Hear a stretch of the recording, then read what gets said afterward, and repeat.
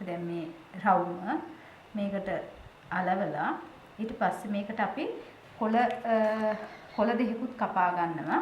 මේකේ දෙපැත්තට අපි දුවගේ ගවුමට අලවන්න නම් මේක මල සම්පූර්ණ වෙන්න කොළ දෙකක් දෙපැත්තට දාගන්නවා.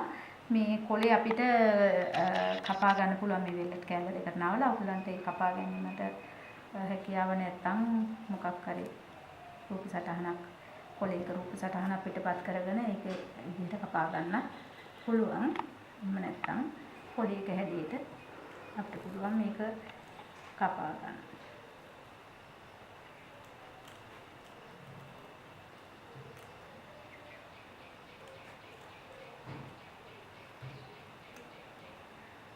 කැමති ආකාරයට කොළ දෙකක් මේ විදිහට කොළ දෙකක් අපිට කපා ගන්න පුළුවන්.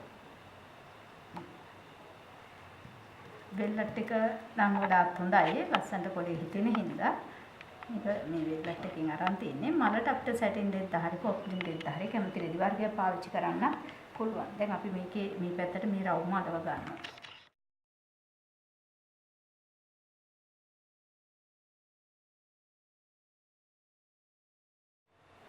මේ රවුම අලව ගත්තා.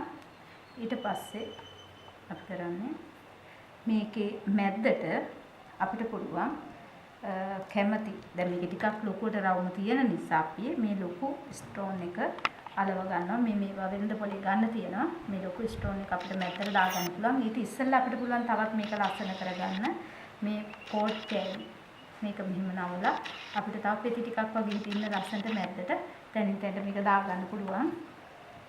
ගම් ආධාරයෙන්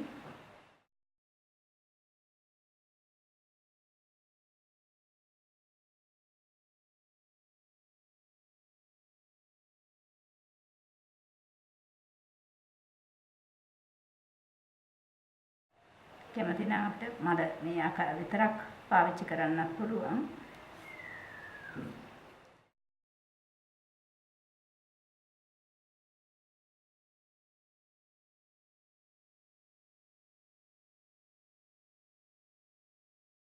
ඇඳුමේ වටිනාකම අනුව අපිට මේක තවත් වටිනාකම විදිහට මේ මඩ හරි ගස්ස ගන්න පුළුවන්.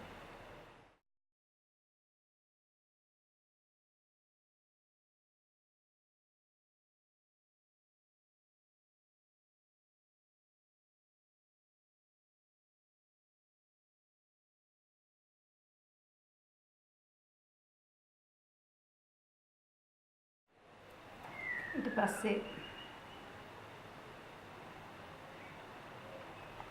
අපි කෝට් ටිකක් මෙහෙම අලව ගත්තා. ඊට පස්සේ අපි දැන් මේකේ මැද්දට දා ගන්නවා ස්ටෝන් එක.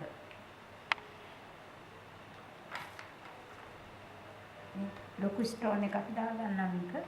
එතකොට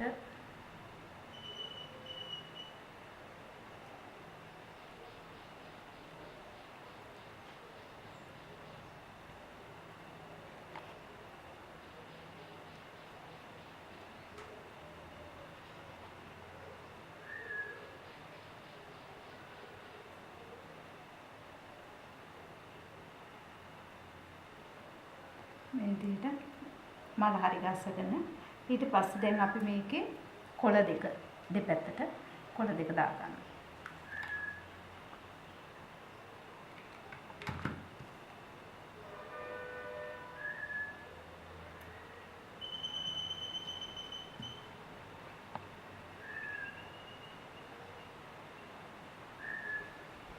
අපිට කැමති විදිහකට හැඩ කරලා කොළ දෙක දාගන්න පුළුවන්.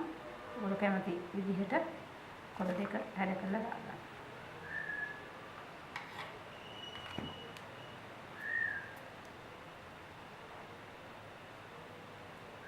මේක අපිට පුළුවන් කුංචි දුවගේ කොණ්ඩ බෑන්ඩ් එකකට ඇඳුමකට ඇඳුමක් ලස්සන කරගන්න අලවන්න.